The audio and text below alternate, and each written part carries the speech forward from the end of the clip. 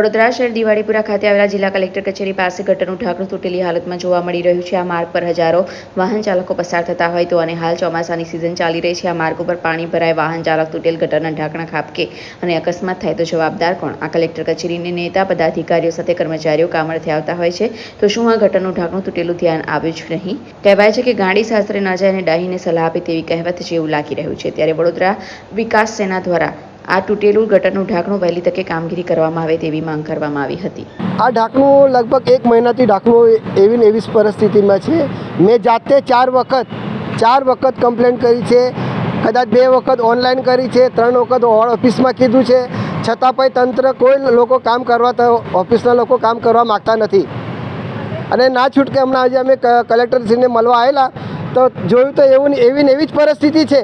તો મેં એક ઝાડ તોડીને આપણે જનતાને જાગૃત કરી છે કે ભાઈ આવતા જતાં અહીંયા કલેક્ટર કચેરી છે, તમે જોતા રહેજો, કેમ કે અહીંથી જતાં કોઈ બી આ ખાડામાં પડી શકે છે, એવું છે, અકસ્માત થઈ શકે છે, એટલે મેં જાતે આ ઝાડ લાવીને લગાડી દીધું છે અહીંયા। થોડાક દિવસ પહેલાં સાહેબ 25 ઢાંકણાના ફોટા તો મારા પાસે છે હમણાં હાલમાં, જે તંત્રએ કશું કામ કર્યું નથી। હજુ બી તમે સૂર્યા પેલેસ સયાજીગંજમાં જશો ત્યાં બધા ગટરોના ઢાંકણા એકદમ જ ખુલ્લા છે, ઢાંકણા ઉપર છે જ નથી, બસ આ ખાલી વાહવાઈ લૂંટવાની છે। મેયરને કમિશનરને ખાલી વાહવાઈ લૂંટવાની છે, બીજું કોઈ કામ કરતા નથી એ લોકો।